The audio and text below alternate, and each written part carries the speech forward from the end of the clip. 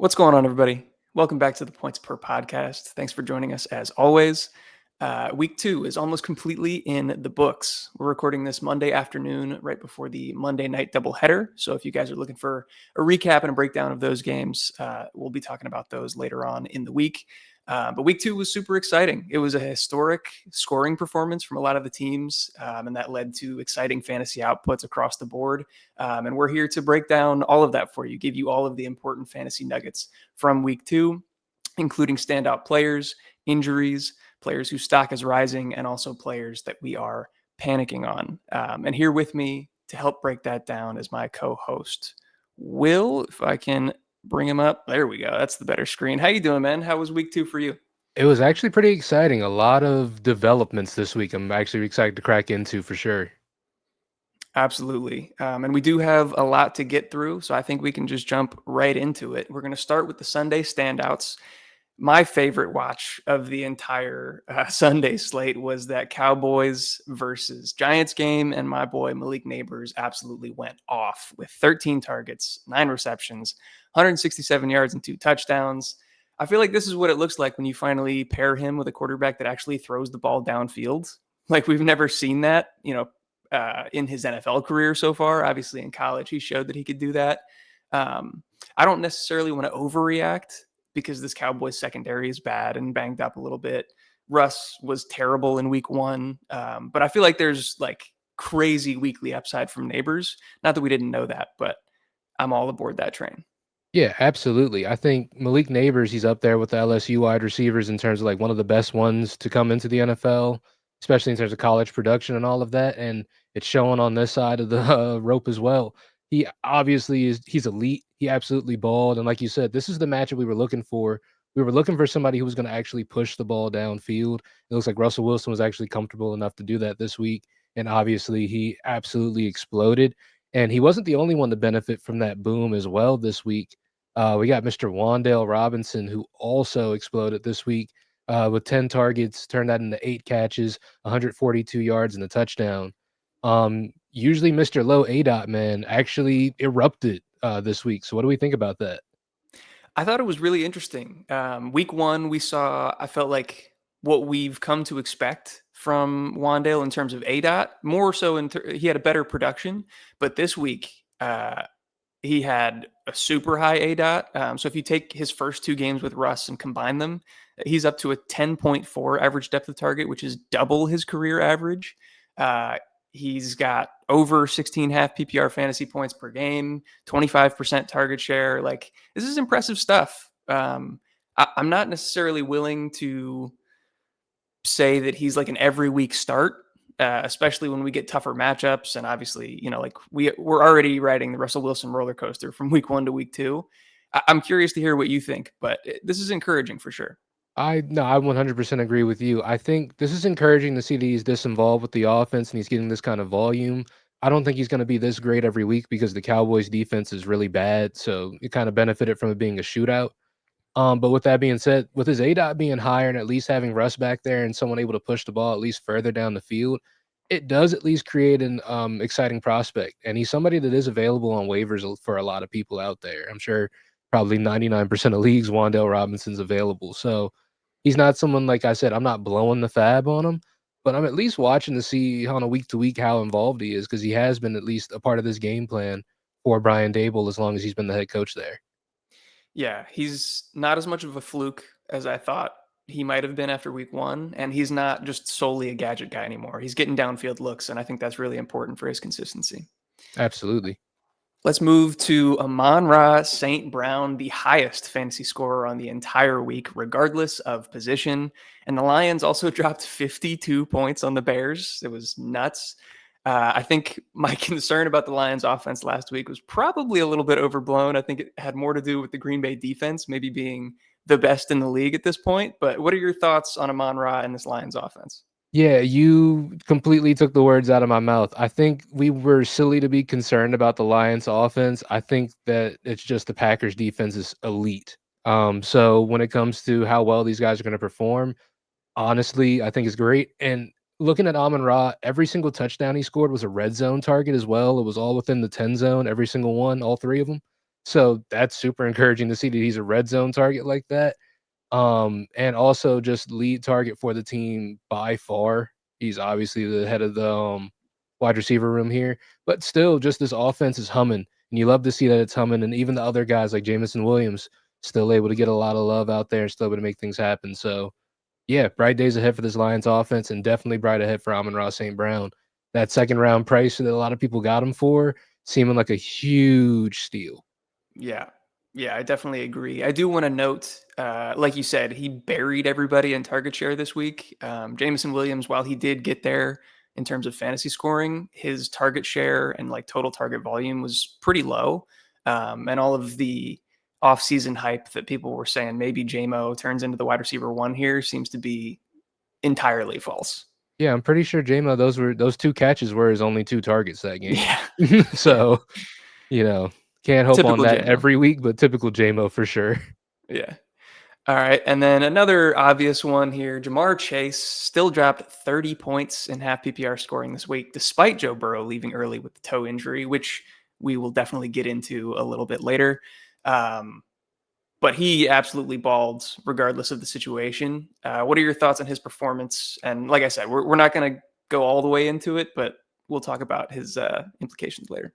Yeah, it's Jamar Chase doing Jamar Chase things. I don't think it matters who's back there throwing the ball, but at the same time, Jake Browning got a lot of time with this team last season as well. So still a guy that has chemistry with these wide receivers. So yeah, I think it's still bright days ahead for Jamar Chase. He's going to do this more. Yeah, couldn't agree more.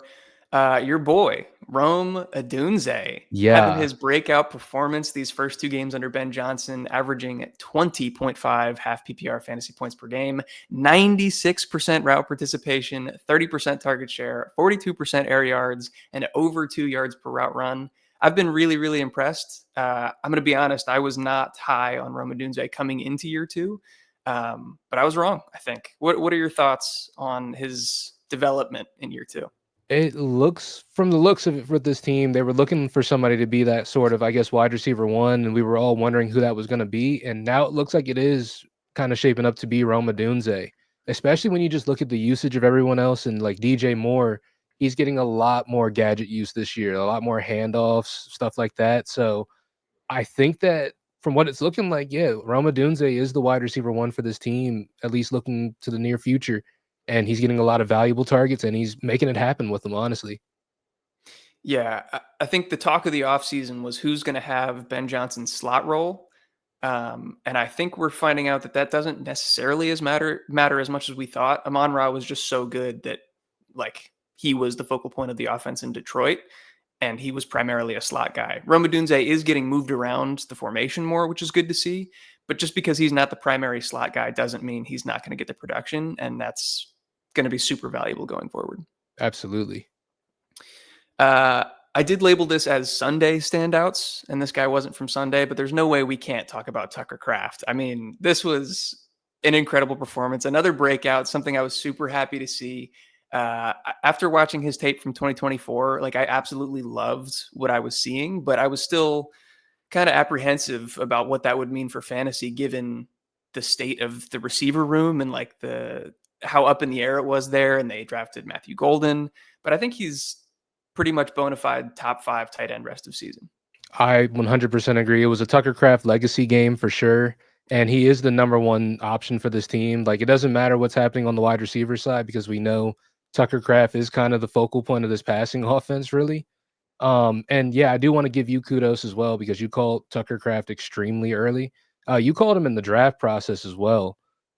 When you had your preference for him over Luke Musgrave when he was drafted later. So definitely panning out extremely well. Tucker Kraft, definitely a focal point for this offense. Bro, I appreciate you. I almost Absolutely. forgot about that. I did have him over Musgrave, but yeah, it's working out. He looks great. Um, let's go to Devin Achan. He's the workhorse now in Miami. Like, I don't think people expected that. We were high on Ollie Gordon, as the offseason was kind of coming to a close. And not that he still can't be good, but he's not getting the touches because they're all going to Devin Achan right now. 94% snap rate, which was a career high in week 2. 31% target share as a running back, another career high in week 2. We'll talk more about this Dolphins offense as a whole a little bit later on, but he's easily top 6, top 8 running back going forward. Absolutely. He's got the volume, both passing and rushing. Like you said, we'll talk about this offense later, but it seems like he really is the only real reliable piece of this offense every single week. So I think that's going to continue going throughout the season. Yeah, absolutely. And then our last standout, there were other players that scored highly, but we're going to be talking about them in kind of the stock up, stock down category. Troy Franklin finds his way into the standouts here. I want to shout out JMO from BDGE. He was the Mhm. only person that I saw call this in one of his solo videos. I think he said, like, of all the players that could potentially break out after week 2. Like, you want to get ahead of them for the waiver wire, pick them up prior to the games happening. He called Troy Franklin. It was like, trust me, he's going to go off. And he did. He went for what was it? Like 20 half PPR fantasy points or something like that. Yeah, he was cooking. Um, Currently leads Denver in targets, receptions, and receiving yards. Like, is this a breakout for Troy Franklin, or am I getting ahead of myself? No, I think this is an opportunity, like you said, like for people to get ahead of this if they haven't already. But I think that this is an indicator right here, just because of the volume he was getting. There's stuff that people do look back on, like the college connection between him and Bo Nix as well, and just the fact that like the reason his stock tanked as much as it did during the draft process was because he had a really bad combine and his frame. So between those two things, it really bumped him down a lot. But before that, he was considered a second, possibly even late first round guy. So in terms of college production, he's got everything he really could have wanted. It just looks like he needed to catch up to the NFL, and he's finally caught up to that speed. Yeah, I think that's actually a really good point. His analytical profile was really, really good coming out of Oregon, but physically he might not have been up to par at an NFL level. And maybe now he's up to speed. But yeah, like I said, he's leading Denver in all the receiving categories, 6th in the league in targets per route run, 14th in yards per route run, 19th in first downs per route run. This seems pretty legit. Like, I'm not ready to go all in necessarily on Troy Franklin and say he's a wide receiver 2 or better for the rest of the season, but it did come in a game where Cortland Sutton only got 1 catch, I believe, and that's probably not going to be consistent week over week. But this is definitely signal. This is important. Yeah, it was a Cortland Sutton only got 4 targets also. So like Yeah. it's big target disparity there too. So I think it's more like the team maybe even kicking the tires just to see what they have here also. You know what I'm saying? Yeah, that's quite possible. All right, so that's going to do it for our Sunday standouts. Let's move on to injuries, which this list grew a lot in the last hour. We've gotten a lot of notifications recently, but we'll start with the biggest one and probably the most important: Joe Burrow. Turf toe injury. It seems like it's going to require surgery. Right now, they're saying he's going to be out for at least 3 months. I think the timeline for that is, if that's true, he could be back by like week 16. But I'm also seeing from some of the other Twitter doctors, like, that's probably not that feasible. This is probably a season ender if he does get surgery. What are your thoughts on the fallout here and how people should be handling it? So I think we haven't gotten full confirmation that he's getting the surgery and he's out for 3 months yet. So Right. don't do anything hasty. But if he is out for that 3 months, one, go and get Jake Browning if you need a quarterback, because having him for 3 months with this team is going to be at least somewhat valuable, especially in Superflex. He's easily someone you would grab off of waivers. But just fallout wise, in terms of the weapons, it's a slight downgrade, obviously. They're going from the starting quarterback to the backup, but I do think they are still good enough that they're gonna be fine in the long run. Like Jamar Chase is still always gonna be someone you're gonna start just because of what you paid for him. And T. Higgins still is gonna be productive. He was still productive this past week. Obviously, he's gonna have his ups and downs throughout the season, but I feel like he's still just as much of a lock as he was before. Yeah, I mostly agree. I don't think that this is like a crazy downgrade across the board. I think Jamar Chase is locked into his role. I think Yeah. he's going to continue to eat. He's got by far the most designed targets. He's moved around the formation the most. He's going to be easiest to get the ball to for Jake Browning. I do think that the overall scoring output is probably going to take a slight dip compared to what we would have seen with Joe Burrow. And so I think a scoring dip is going to affect running backs for sure. And so Chase Brown, I'm not out on, certainly, but I'm knocking him a little bit. Higgins, I'm actually fairly concerned about. Now, I do want to note, like in his 7 starts in 2023, Joe Mixon had 18.1 points per game, Jamar Chase 13.4, and T actually up at 15.7. But I think, like I just mentioned, Chase's role has expanded significantly since then. And T is not getting nearly the same amount of design targets or screen game usage or anything like that. And so I think he's still going to have spike weeks, but I think it's going to be a lot more volatility in terms of his production on a week to week basis, which is why I'm a little bit more nervous.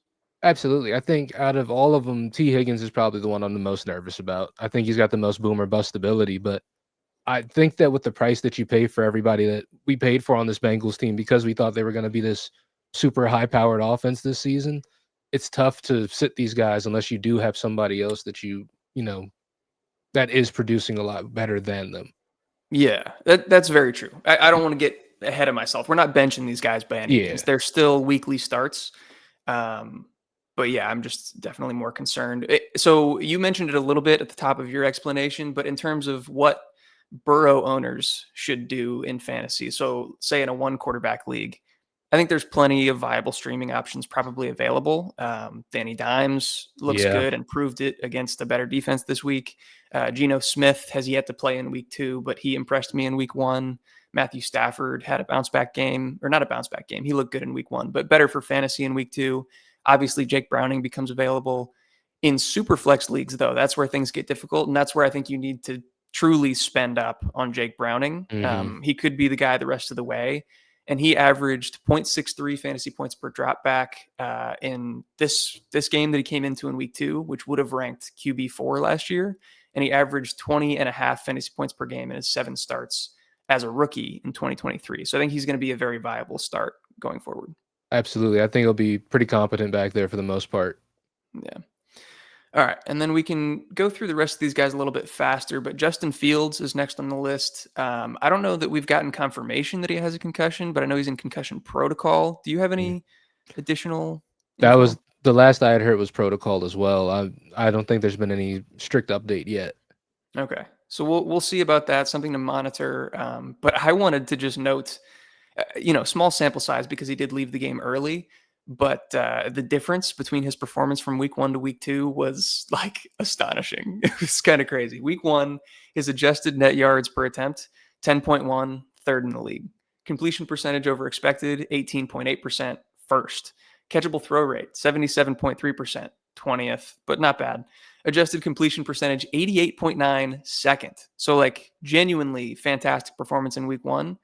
Week 2, all of those same categories, he was last, Yeah. like dead last. So this is the Justin Fields experience. And I think we're going to have to ride that roller coaster all year. Yeah, we definitely jumped the gun on week 1 for sure. We definitely jumped the gun on that one. Let's pump the Yeah. brakes, but yeah, it's gonna be a roller coaster. We're gonna hope there's more better weeks than there are bad weeks, but we're gonna see with this one. It's definitely gonna be a ride. Sorry, Jets fans. Yeah. And I think one more thing to note there is that the Pittsburgh defense that people were hyping up and we thought was going to be good has looked pretty trash through 2 weeks. So just another note there in terms of matchups. Like, I don't think we need to be avoiding Pittsburgh. Yeah, let the Seahawks put up 31 on their heads. Yeah. Next is Jaden Reed. He was also not part of the Sunday slate, but on Thursday night, he fractured his clavicle. Pretty clearly a drop in redraft leagues. It's possible that he does come back this season. Similar timeline to like Joe Burrow, where he would come back at the very end of like fantasy playoff runs if he does. Um, do you agree that he's a drop? Yeah, sorry to everybody who spent fab on him if you did or if you drafted him, but he's Yeah. probably a drop at this point. I don't think he's gonna. At this point, he's dealing with so many problems. The Jones fracture. I don't know how he was playing through that. That was crazy to me. Um, but the more important thing, in my opinion, is what this does for the Green Bay pass catchers. Does this open up opportunities for anybody in particular, or does it just kind of clear runway for all of them to have a slightly higher target share? Yeah, I think it just narrows it down a little bit, but I don't know. Like, Okay, so if we're looking at guys like Matthew Golden, I think there were a lot of opportunities that were left on the board last week. So I think if stuff goes, people's way, or maybe even stuff falls his way a little bit more, he could emerge as the guy. I think just from watching this past week, just because I am pretty optimistic about him. But I think in terms of everybody else, it just tightens it up a little bit more. Yeah. Like we already mentioned, Kraft is probably the lead target. Um, Spoiler alert, I do think Yeah. Golden is probably going to be on the buy list. We're going to do a buy sell video later this week. He had 0 points for fantasy, but looked really good on tape, in my opinion. But yeah, I think that's probably the extent to which we need to discuss the Packers. Jaden Daniels, also in that Thursday night game, suffered a knee injury. Don't have a lot of info yet, but we just got a notification about an hour ago saying that his status for Sunday's game is in question. How worried are you, and what does this mean for the Commanders' offense without him? I mean, they're gonna be, I guess, as wary as they can with him. But considering it just popped up and they're saying he's questionable right now, I think they're gonna try to work him back at the very least. But even with Marcus Mariota in there, if they were to throw him in, last year they had him in there and he still looked at least somewhat competent with this offense running for the first game. So, um, it's a downgrade for everybody in the offense if Jaden Daniels doesn't play. Obviously, he's Yeah. the heart and soul of this offense, but I don't know. I think they're gonna do their best to get him out there. I'm not too Yeah, I concerned think about him not playing. yeah. I think you I don't know. I expected you to say it would just be a disaster for everybody, and you didn't, which made me think a little bit. Debo probably fits the role where like those underneath targets from the backup quarterback would still be there for him. Mhm. I would have said Eckler, but now he's also out for the year. Hey, Austin Eckler, thank you for your service. Hopefully, you recover. If you make a comeback, it'll be a hell of a comeback. I'm here for it if it happens. But if not, it was a hell of a career. Just Definitely. wanted to say that for sure. Because damn. Yeah. I hope it's not the end, but yeah, very unfortunate.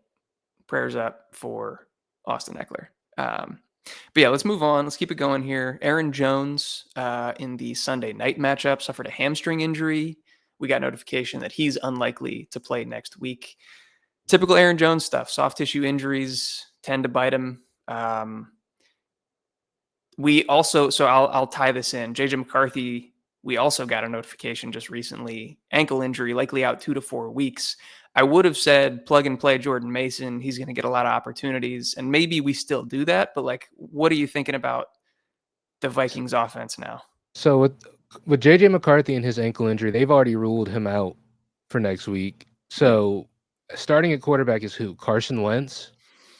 Is that who the backup is in Minnesota right now?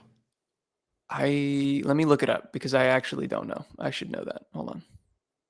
Because I'm just gonna talk for a little bit. Yeah, We got Aaron Jones out, which is obviously gonna be an upgrade for Jordan Mason. He's gonna be the guy for the backfield. But as for who's at quarterback, you're nodding your head. Is it Carson Wentz? it is. Okay. Carson Wentz polarizing for me. I don't I don't know what to say about him right now for this Vikings team because Carson Wentz is going to push the ball down the field. If there's one thing he's going to do, he's going to push the ball down the field. Is it going to be a valuable push down the field? It's any given Sunday. Who knows with that guy? What do you think here with Carson Wentz at the helm? I don't know what to expect, man. So shout out, shout out to the negative comment that we got this off season. Somebody in our YouTube comments, I think we had said that JJ McCarthy could at least be what Sam Darnold was last year, if not better. And this guy was like, "That's a laughable take. He's not going to be 2/3 of that." To this point, he's right. So The haters are winning. the The haters haters are are up. winning. And so now I'm in the camp where it's like, well, JJ really hasn't looked good for like 7 of the 8 quarters of football that he's played so far this season. Carson Wentz, I don't want to say that like he can probably be at least that, but maybe he could be at least what JJ McCarthy has done. I guess if we're extrapolating what he did this last outing, it wasn't good for any of the Vikings offense. JJ McCarthy or Justin Jefferson still kind of got there, not the ceiling that we would have hoped for, but I don't know. I think it's going to be rough. Absolutely. I 100% agree. Yeah. Any other injuries that I'm missing? Those are the only ones that I had written down. I think those are the big ones for right now, but Okay. who knows? If we did miss any, shout it out in the comments and we can address them there. But let's move on to some players that we think their stock is rising. Devontae Adams leads us off after a tough week one performance where he was matched up against Derek Stingley. He showed that he is absolutely still the receiver that we all thought he was in week two. And Sean McVay is once again providing us with fantasy gold with this just hyper condensed passing offense. Through 2 weeks, Devontae Adams and Puka Nacua have commanded 66% of the team targets. That's unreal, dude. Yeah. I love it. It's great. But Adams looked amazing. He's getting a ton of looks in the red zone. Yeah, I think he's a weekly wide receiver too, if not better. Yeah, I 100% agree. He was just looking like his old self out there, and with 13 targets in that offense, yeah, you can't really ask for much more than that, to be honest with you. Yeah, certainly exciting over there in LA.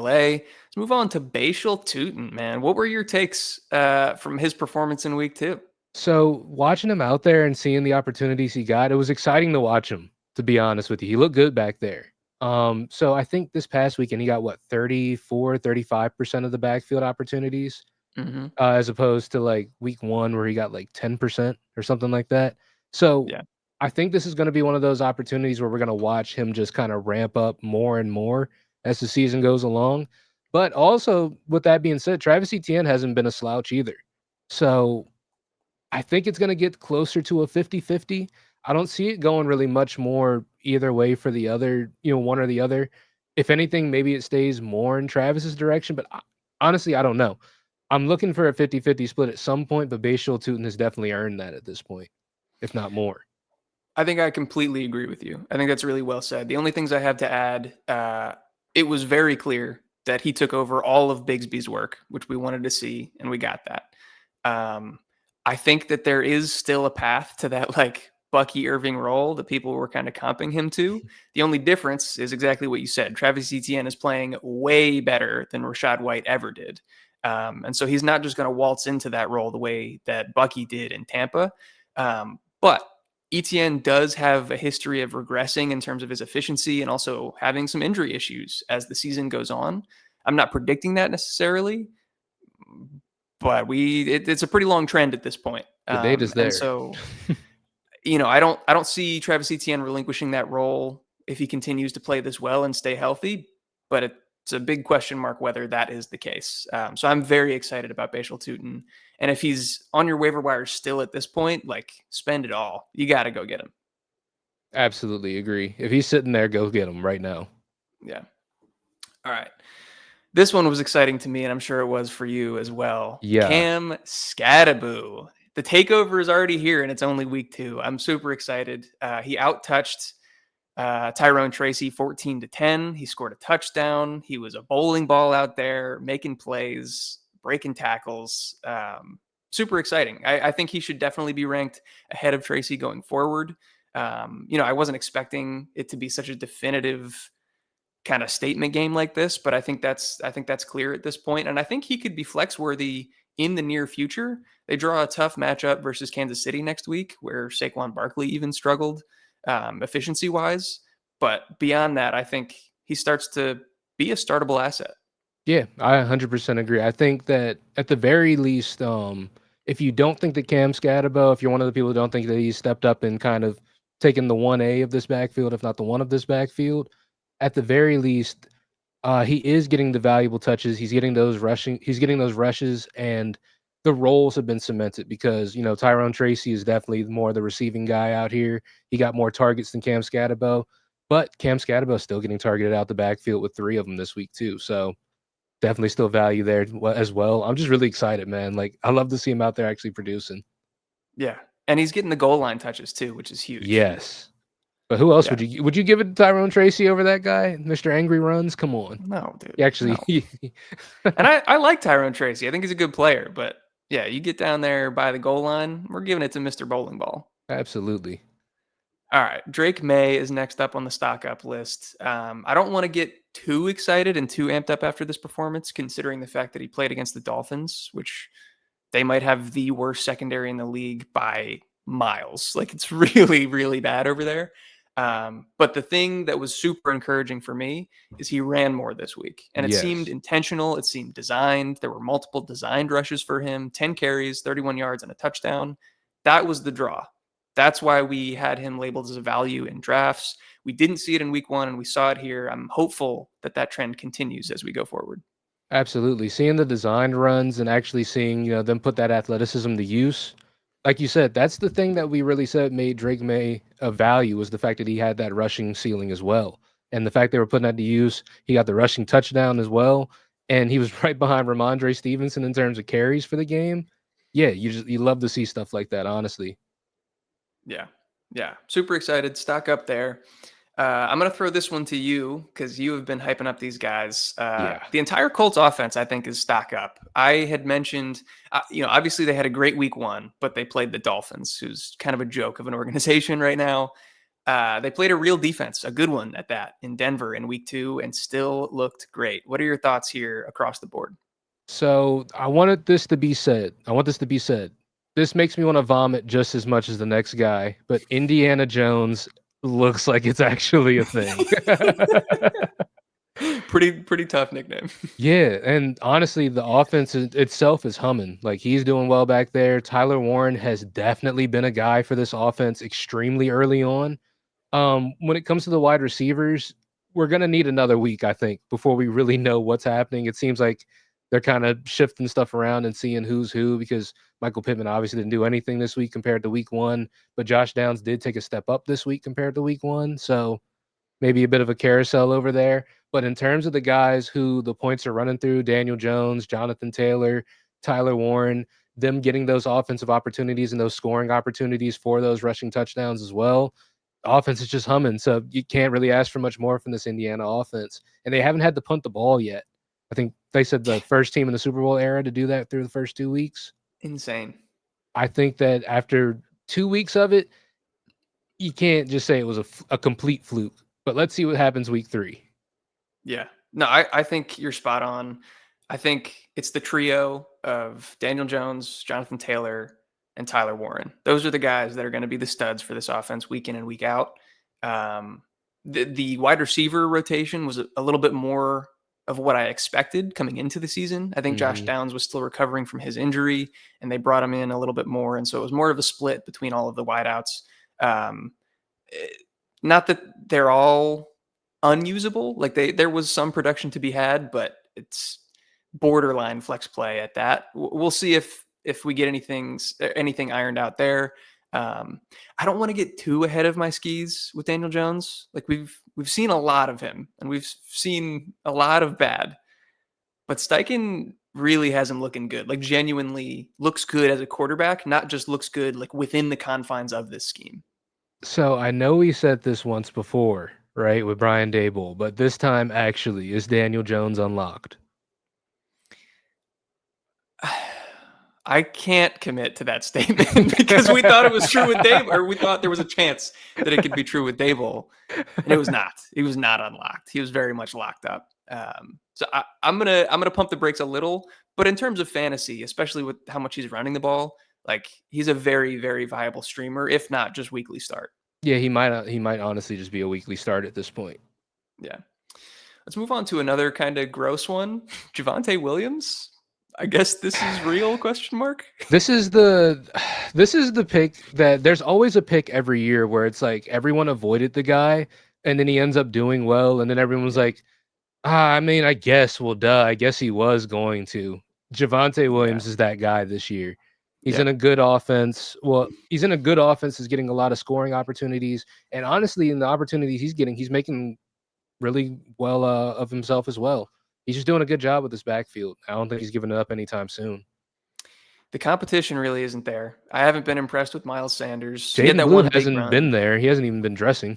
Yeah, he's been a healthy scratch to this point. We'll see if that changes going forward. But yeah, I'm not ready to jump the gun and like go crazy about Javante. He doesn't look like UNC Javante. He doesn't look like rookie year Javante by any means, but he's a vast improvement from dusty Javante last year. Like Yes. he's not washed in the way that I thought he was. Yeah, this is not cooked Javante.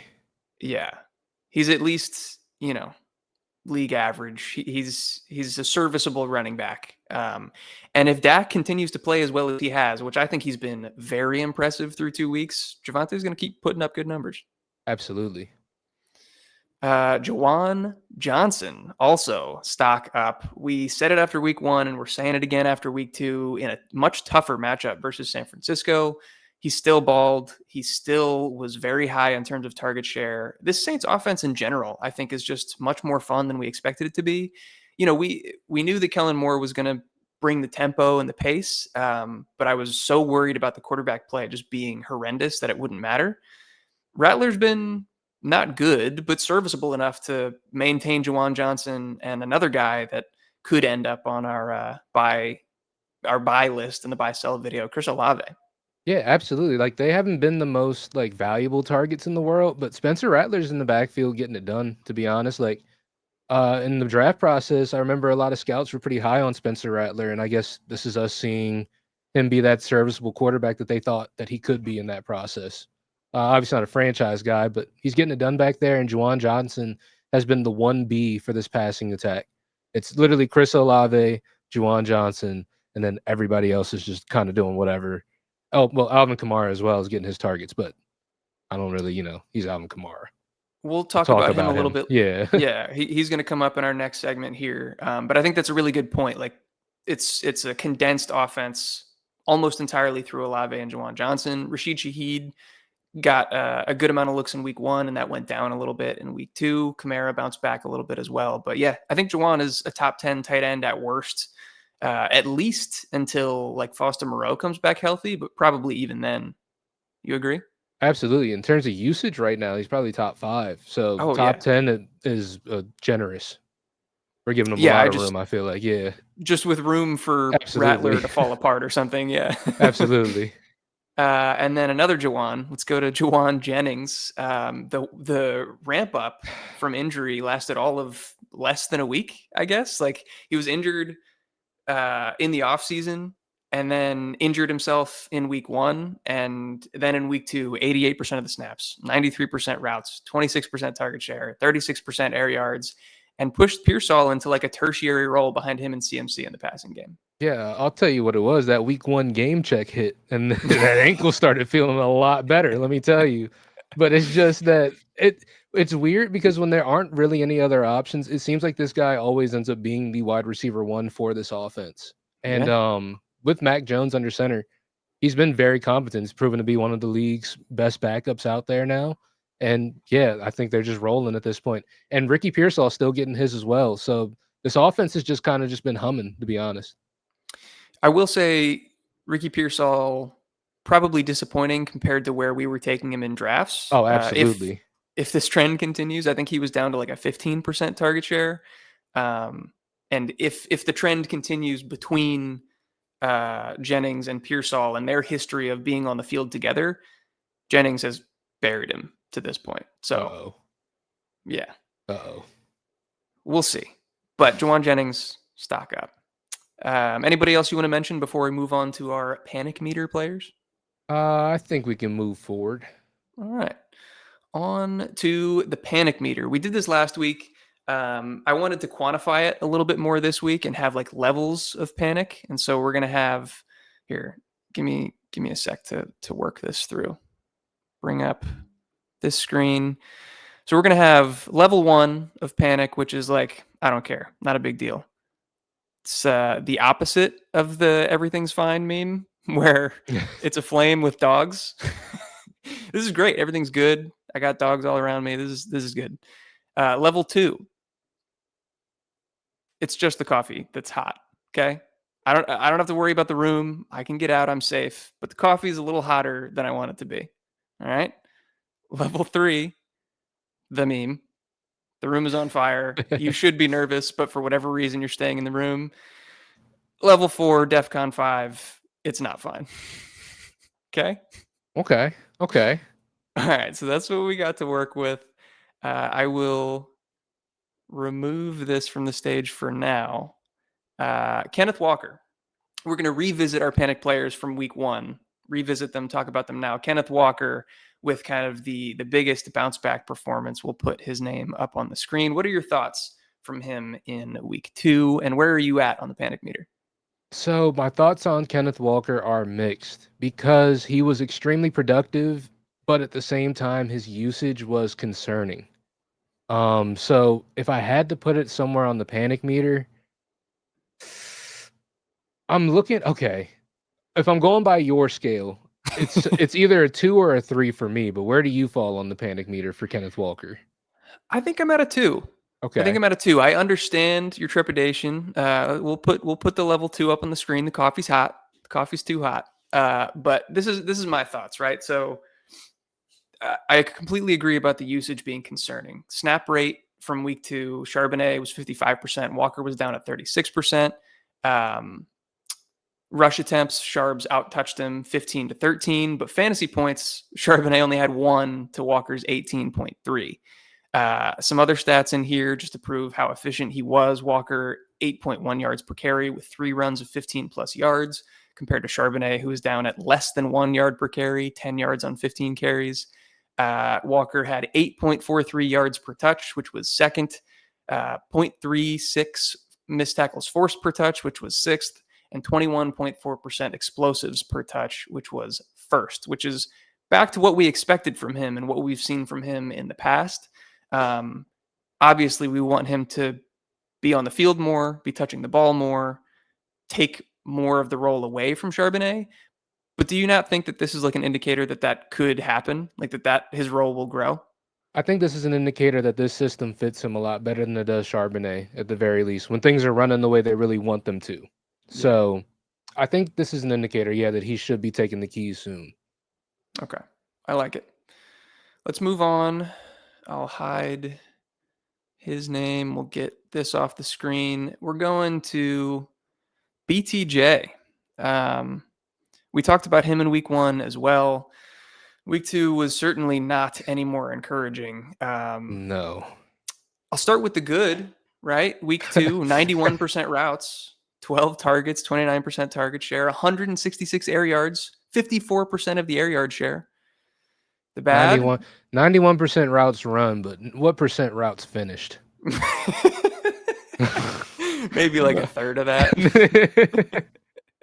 No, that's actually so well said. He seemed scared, bro. He seemed scared to catch the ball over the middle. He was constantly like short arming, alligator arming catches to brace for contact. One of those led to an interception. One of them should have been a touchdown in the end zone that he let go through his hands. He had a critical drop in the red zone late in the game that would have sealed the game for them. We did find out today, apparently, we'll see if it's fake or real, but apparently he was dealing with a wrist injury going into the game. I don't know how much that impacts things, but yeah, what are your thoughts and what's your panic level? Yeah, like you said, it was an abysmal performance from him. Like you really just wanted to see a lot more out of him for what they were giving to him in that offense. But like if he was injured, maybe I'll cut him a little bit of slack. But even still, man, if you're out there on the field, I got to see more effort than what I saw this past week from him.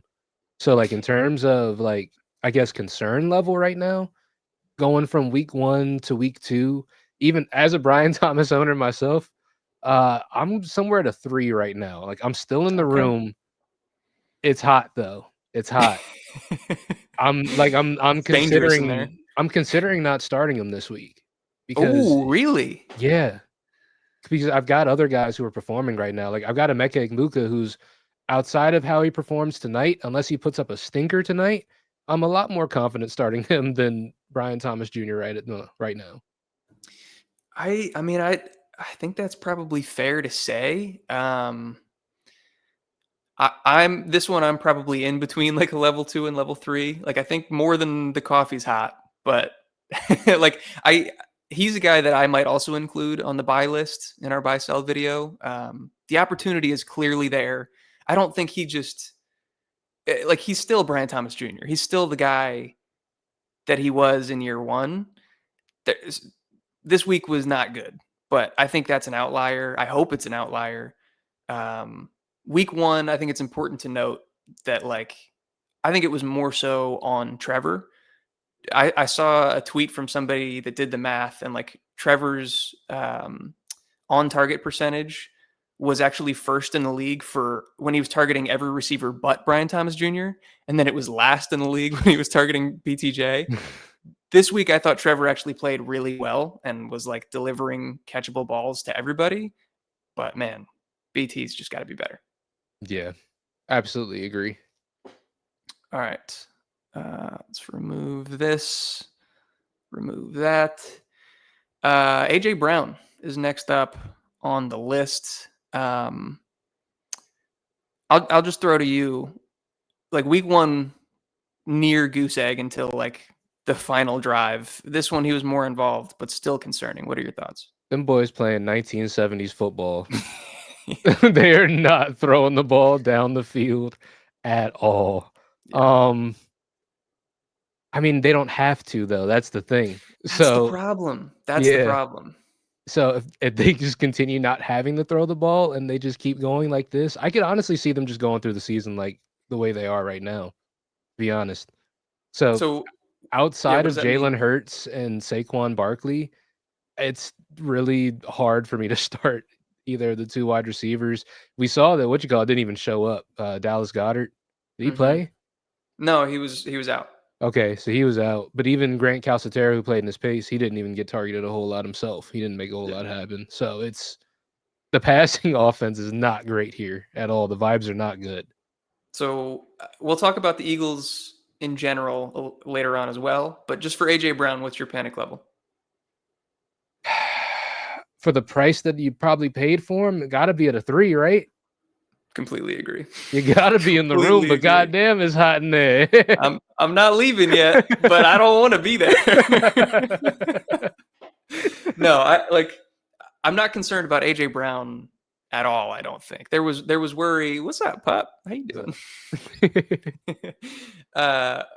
There was worry coming off of this offseason that he was still dealing with injury and that he was a decoy player in week one, and maybe some of that is true. But with Goddard out, we expected him to be heavily involved, and he just wasn't. The offense is excruciating to watch right now. Kevin Patullo, the new offensive coordinator, has been very uninspiring from a play calling perspective, in my opinion. But exactly like you said, they're 2-0.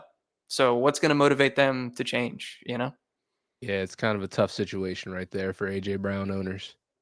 It's tough. Let's move on to the next one. We're going actually. So I just wanted to mention Nico Collins. We do have him playing tonight. We'll see when this video gets released, but he might be playing while the video is out or when the video comes out.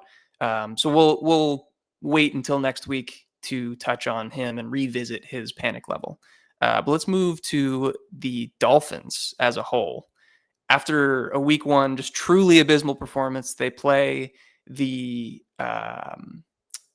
the Patriots in week two with a depleted defense for sure. Christian Gonzalez, their top corner, was out, and I think they probably had a couple of other injuries, but they looked better. What are your thoughts? If your name is not Devon Achan, I am at a 4, probably. Bang! This is not Yeah, fine. this is not fine.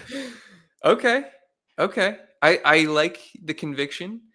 Um, and I don't think you're wrong for being there. I'm probably closer to a 3. Achan by himself, we already talked about him. My concern level is probably between a 1 and a 2. Like his role is so solidified and he's so talented.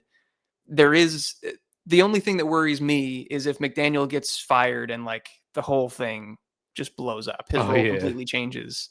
That's when I'd be concerned. But if McDaniel is still there, I think he's fine.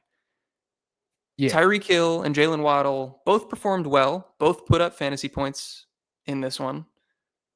But against, like I said, a Patriots defense that was depleted, I think you're right to not expect this to continue. I think that if you got an opportunity and you can sell either of them, I would try.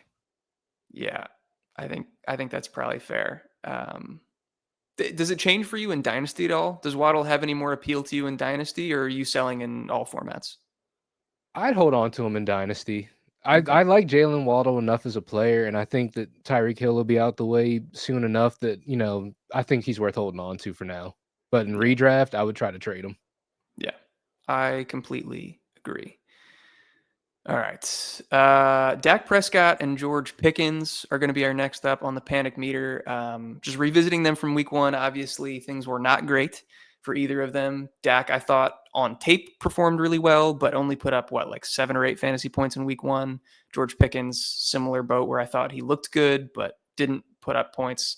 Week two, hard to say how much you can really take away from it, considering Dak played 89 snaps in this game and it went to overtime. But I think they both still looked good and they both performed. Where are we at with these guys? So I'm not too concerned when they're throwing the ball 52 times any week, to be honest, because that's Mm-hmm. just a lot of volume going around everywhere. But I did like to see that George Pickens was somebody that they were going to in a lot of clutch situations late in the game. It wasn't just a big problem I had with George Pickens was I thought he was going to be very touchdown dependent. But to see that he's somebody they go to in those clutch situations as well, I think he's somebody that his volume is going to grow throughout the season as well. So I think that I'm not concerned about them at all, especially if the defense is as bad as they're playing. They're going to be throwing the ball a lot. Level one, chilling Yep. with puppies. All right, cool. I dig it. Um, I want to just add a little bit more context. Pickens, watching this game, and as a guy who has Pickens on a lot of my fantasy teams in all formats, in the first half, it was not great from a production standpoint, but he had 3 end zone targets and 2 deep offensive pass interferences drawn just in the first half, um, which is like encouraging, but also a little bit scary because that's exactly what he was in Pittsburgh, where like the expected fantasy points and the opportunities were there, but it didn't match up to his actual production because they're such difficult throws to hit. Like the likelihood of him hitting on these deep sideline throws is much lower than a CD Lamb, across the middle or something like that. I'm not worried. I think I'm in agreement with you. I'm somewhere between a 1 and a 2. Um, but there's just like a little bit of concern about the weekly volatility with him. That is fair. Absolutely. Yeah. All right. We got 2 more names and then like a group of names. Let me get this off the screen. We're going to Alvin Kamara, who we talked about briefly before. We can kind of speed through this one. After week one, where his target share was next to 0, I think he only had 1 target. That bounced back. What's your panic level with Alvin Kamara? After seeing him get 6 targets and the bulk of carries, I'm back down to a 1. I think we're okay. If this Yeah. continues forward, I'm fine with this. Absolutely. I think I'm mostly in agreement. I still think his draft price was maybe slightly too high. I'm not entirely sure that the target rate continues to be as high as it was in week 2. I think maybe it finds a happy medium between week 1 and week 2. So I'm probably between like a 1 and a 2-ish. But yeah, he's going to be productive. You're going to keep starting him. Yeah. Okay. Yeah. All right. We'll take that off the screen. Let's go to Mark Andrews. I'm concerned. I want to know how concerned you are. In week 1, what was it? 1 catch for 5 yards. And we were like, well, it can't get worse than that. It did. Nah, he's 0. washed. He's washed. I said this last week when Vish was talking about he's gonna be okay. Why would you think that? After they scored so many points and he had 1 catch for 5 yards, and you think that Yeah. in the games where they score less points, he's gonna be more involved? I don't think so. I think he's done. I So think is this a 4? yeah, I think that's a 4. If you can sell Mark Andrews for something, go get whatever you can sell Mark Andrews for. But at this point in his career, he's completely touchdown dependent. Completely. Okay. That is absolutely true. That is 100% true. But he scored 11 touchdowns last year. He was entirely touchdown dependent last year, and he was still the tight end 5. In this one, he had a touchdown in his hands in the end zone, and kind of just instead of like protecting the ball, he just stood there looking at it and let Grant Delpit punch it out of his hands. Yeah, man, I don't want that guy in my tight end spot. That's what I'm telling you. I think that's fair. I will say his route rate did increase from week 1 to week 2, but I don't know that it matters. I'm probably in the same boat. We're panicking at the highest level. Let's remove that. And then the last group here is a bunch of rookies that I want to talk about. Let's go kind of rapid fire through this. Travion Henderson, thoughts after week 2? Panicking. Ramondre Stevenson is the lead back in this backfield, and it kind of showed this past week. But I think it's going to be one of those slow burns. So I'm not counting Travion Henderson out, but it's going to take more time than we initially thought. What level? I'm at a 2. Okay. I think I agree with you. The draft price got way too high on him. He probably should not have been like a 3rd round pick, which is where he ended up being. But the bet is still the same way that we talked about after week 1. I trust the talent. It's going to shine through eventually. So don't drop him or trade him away for nothing, but it's going to take a while before you feel comfortable starting him. Colston Loveland, where are you at with him? Colston Loveland, I'm going to stay at a 2 as well. I'm going to be patient. Obviously, you didn't really pay a whole lot for Colston Loveland if you have him on your team in redraft, so you're going to try to be patient with him anyways. But I think this offense is still kind of settling. Odunze obviously has his role. Everything else is still sort of falling. And when it comes to the tight ends, it's not like Cole Kmet is miles ahead of him in terms of volume. I think he got 2 targets to Colston Loveland's 1 target. So just give it a little bit more time, but it's fine. It's okay. It's the same bet as Travion Henderson. It's just it felt like there was more The momentum was there. Higher chance for earlier opportunities, I thought. Yeah, like he was listed number 1 on the depth chart above Cole Kmet, and then that just clearly hasn't been the case. And I thought there was a chance he could be the number 1 target, but Odunze has clearly cemented himself there. So I agree, level 2, but you can't start him until we see it. Luther Burden, I'm assuming we're in the same boat, or is there more nerves about that? It's the same boat, I guess. You didn't really draft Luther Burden to play right now, right this second, but it's a slower burn than we thought. Yeah, I agree. Probably panic level 2 for all of these guys so far. And then the last one. Caleb Johnson, go ahead and move that to a 4 for me. Go ahead and move that to a 4 for me. That boy is getting super benched after first off, Mega benched. they're not even going to let him play on special teams, let alone be in the backfield. He can't pass block. There's nothing this guy can do on the field right now. He's out. He's a 4 right now. Bro, I had him. There's been a lot of ups and downs on our preseason, like my guys and all fade list, but Caleb Johnson couldn't be more like I cooked. He was terrible. He like everything I said about the team trusting him and him not getting on the offense. He's still getting out touched by Jalen Warren, Kenneth Gainwell, and then he can't even get it right on special teams, bro. What are we talking about? That boy's not going to see the field for a little while, not till Halloween at the earliest. Drop him in managed in redraft. Don't drop him in dynasty, but still panicking. Yeah. All right. So that will do it for the players we were revisiting from the panic meter. And then there's some offenses and some players that we're adding to the panic meter. And again, we are already over an hour, but I think this has been good content. I think this has been good stuff. So I'm not too worried about it, but let's try to get through it relatively quickly. The first one that we're going to have up here is the Eagles, which we already kind of talked about a little bit. What's your panic level for them as a team? For the Eagles, outside of Saquon and Jalen Hurts, I'm panicking a little bit. I am panicking. Level? I would say it's a 3. Yeah. It's hot in there. It's getting hot. Jalen Hurts and Saquon, I'm at a 1. I'm chilling. I'm with the puppies. Everybody else is hot. Yeah, I mean, I know that they played Kansas City and their defense.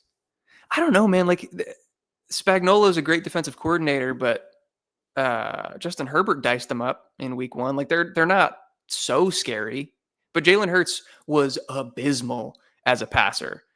Like he scored 11 fantasy points with a rushing touchdown. Yep. Like if it's not Saquon, Jalen Hurts, that might be a 2. I still believe, right? And I think most matchups he's going to be fine, but if he's not scoring rushing touchdowns, it's going to look like this every week because we mentioned it earlier, Kevin Patullo, the new offensive coordinator, I think the passing game looks uninspired. It looks bad. I don't expect that to improve quickly, if at all. Absolutely, 100%. Yeah. All right. The team that they played against, Kansas City Chiefs. Where are we Oof, at with them? oof. Uh, for the weapons, it's hot. It's hot. I don't know who really in this offense to Is it trust. this hot or this hot? I'd say it's a 3 hot. It's a 3 Yeah. hot because it's the Yeah. Kansas City Chiefs. They could catch at any point, and also at some point during the season, Rashee Rice is gonna get back, and the offense Yes. should start rolling the way it's supposed to, originally planned and designed. Yeah. So, I'm not jumping ship, but I'm nervous. And like I agree with you. Rasheed Rice, I think, is going to help this offense a ton, and he's going to eat. But Xavier Worthy, like we still don't know what the outcome of that is going to be. Like he could just be shut down for the season. They could play him a little bit and be like, it's worse than we thought. He could get re-injured. There's such a wide range of outcomes with him. Like I don't know that this offense ever reaches the heights that we hoped it would for this season specifically, because I don't know that he's ever going to be 100% healthy this year. Um, Patrick Mahomes is running the ball a lot, which is good to see from a fantasy production standpoint. From a Chiefs fan perspective, I don't know that you want to see him risking as much as he is right now. And they're 0-2. It's tough. Travis Kelce, I don't think has looked good, but he's He's producing involved. well enough at this point. Yeah, we're just waiting for Rashee Rice to come back at this point. Yeah. Next up, the Jets, who we also talked about. Are we riding this roller coaster ride and feeling good about it? Or what's your panic level with the offense as a whole? For the offense as a whole, I'm at a 2. I'm not ruling them out completely. I'm hoping last week was just a really, really bad week because week 1, they still put up 32 points. I Yeah. can't say 32 points is a fluke, but I think they definitely did, the Jets kinda landed back on earth, so we're waiting to see a little bit more. Justin Fields hopefully comes back healthy, and we can get a full look at this offense again and get a little bit more data, but I'm not ready to jump ship yet. Tanner Engstrand, the new offensive coordinator, I still like. I still have belief in, but we got to see whether the players can play. Justin Fields, the biggest question mark in that category. Uh, it's going to lead to these performances for the rest of the team, right? Like Garrett Wilson still saw an astronomical target share, but his production was not nearly the same because uncatchable balls and all that crap. And Brees Hall isn't going to be nearly as efficient when the offense is barely scoring points. I still think those guys are supremely talented, but it's not going to be that fun and certainly not consistent week over week. Absolutely. The last team level one that we have here is going to be the Vikings.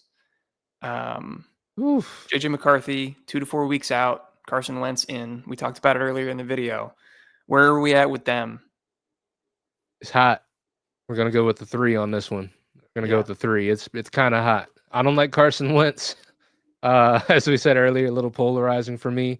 For this offense rolling, Aaron Jones is also hurt, so they're missing that aspect of the offense. Jordan Mason hopefully should be able to fill in, but I don't know. We were talking about it earlier with Justin Jefferson, and he still kind of is getting his in this offense still. Maybe Carson Wentz will be a little bit of a better fit, and maybe he'll get rolling a little bit more these weeks coming forward. But JJ McCarthy as a whole has not looked great. So more weeks of JJ McCarthy isn't looking amazing so far. And we have no idea what Carson Wentz is going to look like under center. So who knows what that show's even going to look like at this point. Yeah. I think JJ McCarthy has played 1/4 of good football out Yeah. of his 8 so far. And that was really impressive. He got there for fantasy. He scored over 20 points. He got Justin Jefferson there for fantasy. He got Aaron Jones there for fantasy, Got NFL Player of the Week, I'm pretty sure, for that performance as well. which that's wild, but Yeah. different conversation. Um, and not to mention, Jordan Addison is going to come back after week 3, which will be helpful to the offense as a whole. But in terms of Justin Jefferson, probably definitely the highest drafted of anybody here, could hurt him. Like we saw him eat meaningfully into Justin Jefferson's target share last year. And if we're talking about him doing that again with like an even smaller passing pie, which we've seen, this is the lowest uh, volume passing offense that Kevin O'Connell has had with any quarterback. It's it's going to be scary. Yeah, I agree. I don't know what this team is going to look like when JJ comes back. And honestly, I'm not super optimistic going forward. He just looks kind of frazzled back there. Yeah, completely agree. All right, we have 3 players left, and then we'll round this thing out. Travis Hunter is next up on the docket. My guy, somebody that I had very high hopes for. I do have some explanation for what happened in week 2. One, he left the field momentarily with an injury, and so I don't know how much he was hampered by that. Also, corner Jerrion Jones played 24 snaps in this one for them and then left the game. That forced Travis Hunter into playing. I'm not exactly sure how many snaps on defense. Jacob Gibbs said it was 23. Mike Clay said it was 39. Regardless, vastly significant increase from the 6 that he played in week 1. And unfortunately, this is just part of the bet that I made and we made as a fantasy community with Travis Hunter, is that if somebody goes down on defense, he's going to be forced into that role. His route rate went from 84% in week 1 down to 59%, target share 28% down to 15. What's your panic level? I'm probably at I'm at a 2. I'm hoping that the talent's going to win out. I'm hoping that, every week isn't going to be a freak accident with the other corners going out as well. And they can kind of, stick to the game plan. But at the end of the day, I'm just hoping the talent wins out with this situation. And we're just waiting for it. Yeah. Things have not gone as we expected from the Jaguars through 2 weeks, at least in terms of their top 2 target earners. I do expect the ship to kind of right itself at some point. So I agree with you. I'm at it too. Sorry, 3 more now. Marvin Harrison Jr. is up next here. Where are we at with him? Dude, I'm at a 3 with Marvin Harrison Jr. and I'm kind of tired of him at this point, to be honest with you. I'm really tired of Kyler Murray, if I'm being honest. Yeah. But I'm tired of Kyler Murray. I'm tired of the offensive coordinators and the play callers. I'm tired of the MHJ show at this point. It's just painful to watch. Yeah. I don't know that I'm at a 3 with him as an individual, especially not in Dynasty. I still think he's a very good player. And you probably agree. I don't want to. Absolutely. Yeah. But the situation is a 3 for me. Yeah, and this is what we talked about. This is why he was a fade for us. We talked about Kyler Murray not being a good fit for him at quarterback. He did have a good week 1, but I think it's also important to note that they've played the Saints and the Panthers, like bottom of the barrel defenses and teams. And so this is the easiest they'll have it all season. Like it's going to get worse. I haven't been impressed by Kyler and what he's looked like on film, even though he's kind of been getting there fantasy wise. I'm concerned. Marvin Harrison's gonna have boom games, but it's gonna be up and down, and it's gonna be hard to confidently start him week to week. Absolutely. Courtland Sutton. We talked a little bit about this Broncos offense because we talked about Troy Franklin having a little bit of a breakout there in week 2. Where are we at with Courtland Sutton? With Courtland Sutton, I'm at a 1, to be honest. I'm at a 1 with Courtland Sutton. They just re-signed him. They just paid him. I don't think they're just automatically rule him out of the offense just because Troy Franklin has had a good last couple of weeks. I think this is just an opportunity for the passing offense to open up more, and then Courtland Sutton will end up getting his for sure. I think that's the perfect take. I think you're absolutely right. And I think there's even room for Troy Franklin to coexist with Courtland Sutton and for them both to be significant producers. Would you agree? Absolutely. Yeah. But then to a guy who's also on the team, Evan Ingram, that I imagine your panic level is much higher on. Yeah, go ahead. Change that to a 4 for me. And I'm about to rant for a second. Never trust Sean Payton, bro. Do not ever trust Sean Payton. Like calling this dude the joker of your offense is crazy. It's a joke to throw him the ball, apparently. Like you get what? I don't understand. Like I get like that's what he meant. Yeah, it'd be really funny if we threw him the ball. That's why he meant he was the joker for this offense. He hasn't gotten involved. And Evan Ingram, I think, is still kind of dealing with his injury as well. I think he doesn't really look he's at 100%. So I don't know why this team was acting like, oh yeah, he's good to go. He's 100%. Yeah. Focal point of our offense. Yeah, what a joke. No notes. My fault. I think that's a great way to end it. I think that's a good rant to end on. Couldn't agree more. If you guys stuck with us all the way until the end, we appreciate you as always. We hope that you learned something from it. We hope you enjoyed the video. And if you did, please do leave a like on it, hit that subscribe button, hit the notification bell so you can stay up to date with all of our latest releases. Leave us a comment if we missed out on any players that you want information on or that you think are going to be really good going forward. Join the Discord. We'll have a link to that in the description below, where we are constantly having conversations week in and week out, and giving advice, all sorts of good stuff like that. Yeah, I think that's all I got. We good to get out of here, Will? Yeah, I think we're good to go. Hopefully these games tonight are interesting. Yeah, hoping for shootouts. But yeah, with that, we'll catch you in the next one. Peace. Peace.